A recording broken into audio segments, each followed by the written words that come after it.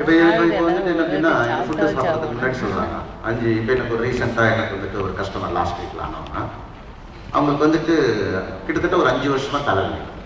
இந்த ஃபுட்டு சாப்பிட்டாம இப்போ வந்துட்டு தலைவலி இல்லை சொல்கிறாங்க. அப்போ அவங்களுக்கு வந்துட்டு நியூட்ரிஷன் டிஃபிஷியன்சினால அவங்களுக்கு அந்த மாதிரி ஆகும். உடம்புல இருக்கிற டாக்ஸின் இருக்குது. இன்னொருத்தர் வந்துட்டு என்ன அப்படின்னா எனக்கு வந்துட்டு ஸ்பைனாக எனக்கு வந்துட்டு பேக் பெயின் இருந்தது. இப்போ இந்த ஃபுட்டு சாப்பிட்டேன் எனக்கு வந்துட்டு பேக் பெயின் இல்லை. அப்போ என்ன இப்போ பேக் பெயின் மருந்து கிடையாதுன்னா அந்த பேக் பெயின் ஆனதுக்கு ஒரு காரணம் வந்துட்டு இந்த இம்பேலன்ஸ் ஃபுட் ஹேபிட். நல்லா கவனமாக கேட்கணும்.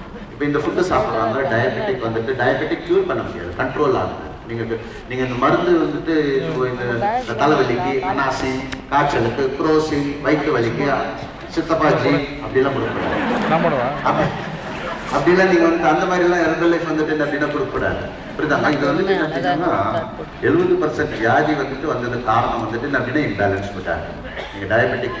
நீங்கள் டயபெட்டிக் க்யூர் ஆகிடும் வாங்க, உங்களுக்கு ஹார்ட் வந்துட்டு ஓட்டை அடைச்சி போயிடும் வாங்க. அப்புறம் நீங்கள் இந்த மாதிரிலாம் நீங்கள் மெடிக்கல் கிளைம் பண்ணீங்க அப்படின்னா நீங்கள் தீகார் ஜெயிலில் போய் இருக்க வேண்டியதான். புழலெல்லாம் ஃபுல்லாகிடுச்சு. தீகார் ஜெயிலில் மெடிக்கல் கிளைம் வந்துட்டு பண்ணக்கூடாது. மெடிக்கல் கிளைம் வந்துட்டு யார் பண்ணலாம் அப்படின்னா டாக்டர்ஸ் பண்ணலாம். டாக்டர்ஸ் டீல் பண்றது ட்ரக்ஸ், நம்ம டீல் பண்றது நியூட்ரிஷன் ஃபுட். இப்போ 70% வியாதி இந்த ஃபுட்டு சாப்பிட்றாங்க டிஃபீஸில் இருக்குது. மீதி 30% வியாதி வந்துட்டு என்ன அப்படின்னா டிஎன்ஏ இது ஒன்றுமே பண்ண முடியாது. ஏறிட்டு சில விஷயங்கள் வந்துட்டு என்ன அப்படின்னா டிஎன்ஏ ஆர்என்ஏலே வந்துட்டு சில விஷயங்கள் இருந்துச்சு அப்படின்னா அவங்களுக்கு வந்து